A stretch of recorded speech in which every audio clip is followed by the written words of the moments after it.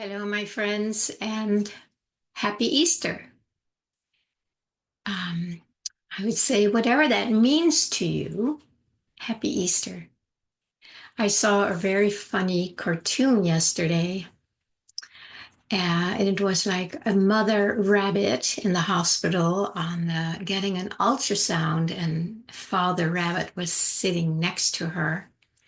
And then what showed up on the ultrasound was an Easter egg in her belly.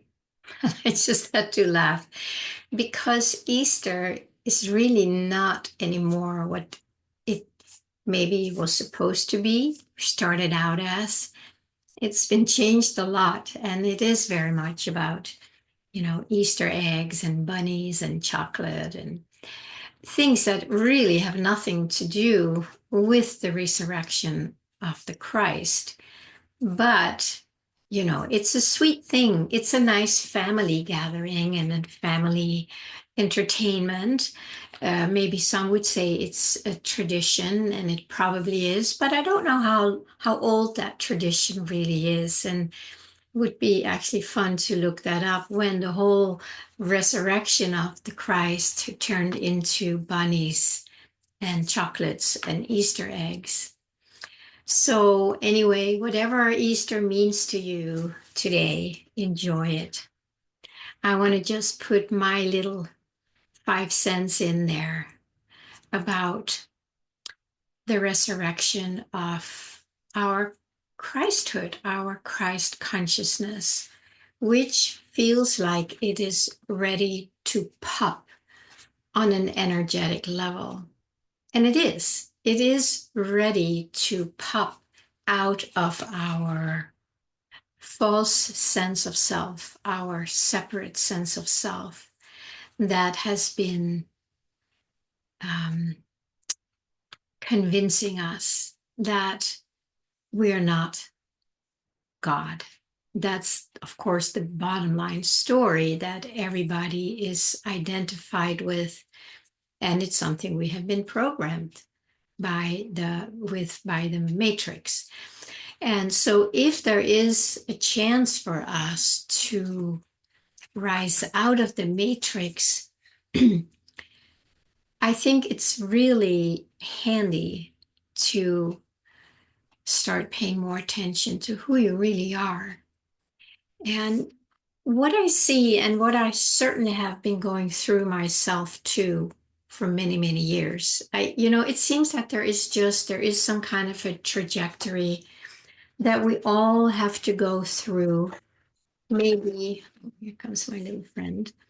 Um, Maybe just to move through all the layers of who we have been programmed to believe that we are. And that's why the big bypass that many try to do is not really working so well. It's all still happening in the mind. So the invitation is to take a deep breath and maybe be curious about how is it possible that in a world, in an experience, um, that is God, that there is only God, and we have heard it so many times, and we believe it, but a belief is happening in the mind, and that's not the truth. It might just be a stepping stone just to hang out on, because the mind has been programmed to not believe it at all. So if we can kind of get some kind of a belief in there that, there is only God, and rest on that stepping stone for a while. Just kind of make yourself available for that as a possibility, but don't make yourself available to it as a concept, because then it's still in the mind and then it's still not the reality. So once you sit there, that is the best place to just sit in silence and allow that Christ consciousness, your soul connection, your divine essence, whatever resonates for you. We make ourselves available for that.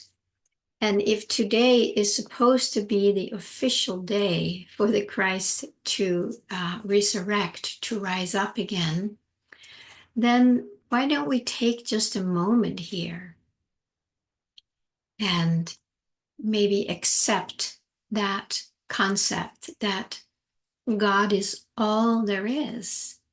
There is nothing outside of God. There cannot be anything but God. What would it be?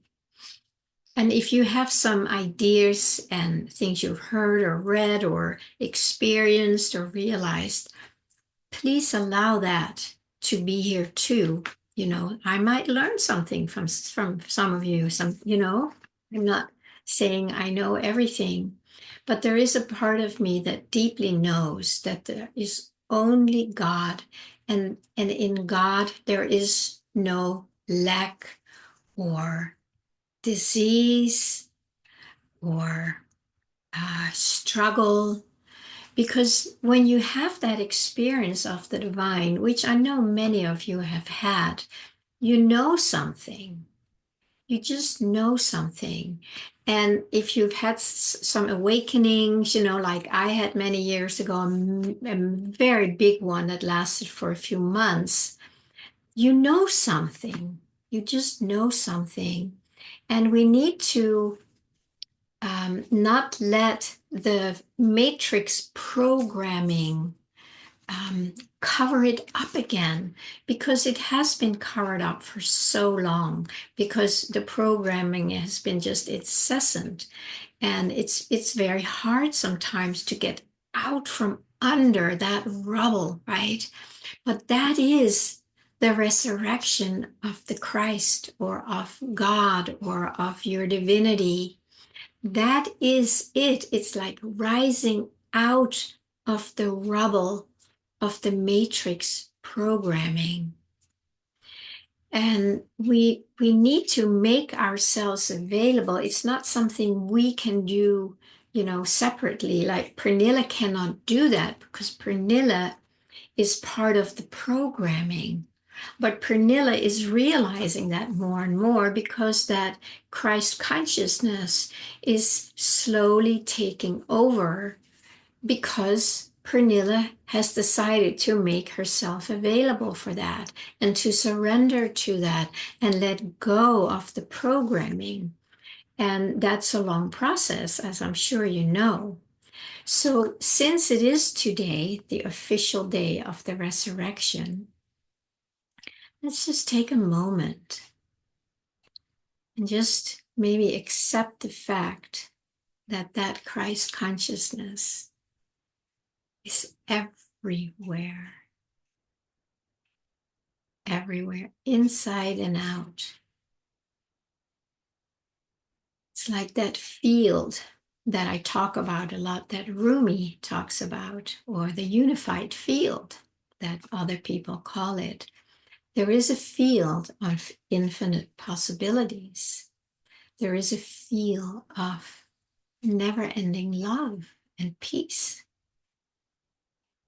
And that is what we want to make ourselves available for, so that it can start rising up more and more in our consciousness.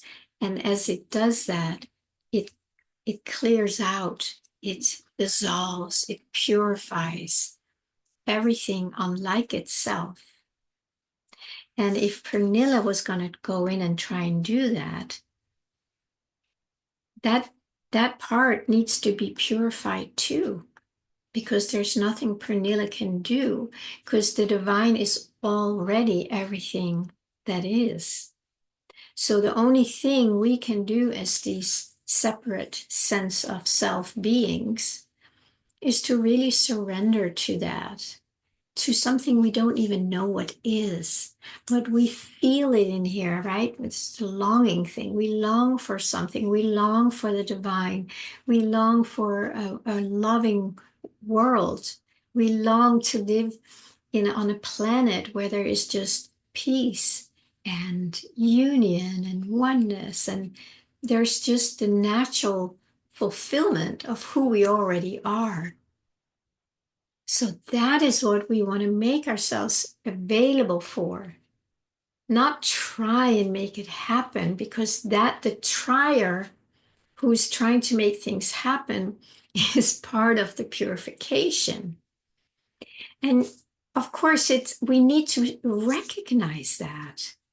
And I would say it's very helpful to have an extra pair of eyes, either as a teacher, a therapist, a coach, a trusted friend, whatever, somebody who can help us see, but what about that part? That is also the separate sense of self. And you go, oh my God, you're right. Somehow I was still believing that blah, blah, blah, whatever the story is. So that's why it's really nice to do it with another or do it in community. We really need to see the matrix for what it is. We need to recognize that these are programs. They're not who we are. It is like we are an empty computer screen. And then all these programs have been thrown in, and that's what we keep seeing on the screen. So if there is one identity on the screen that says, hey, I'll take care of that. I'll clear that, all that stuff. That's still all happening out on the screen. Whereas the energy of who we are will naturally clear the screen, not by doing anything, right? It's that thing about light and darkness. Let's take a moment and just really see it for what it is, just for a moment. Just maybe even acknowledge, like, okay, what if it's true? What if it really is true? That this whole identity that I've been believing is me. What if that is actually not true? And then we can ask that question. Well, show me what is true. Show me what is true.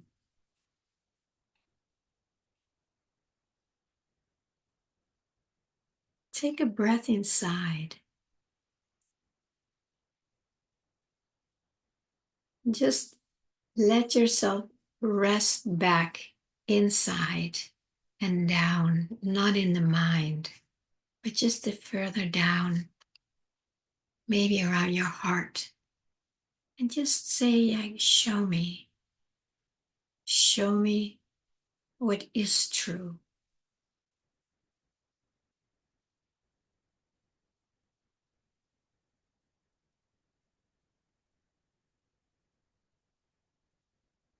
And you may notice that you start experiencing something that is more like a sense of presence or a sense of stillness, maybe a sense of nothing, or maybe darkness or the void.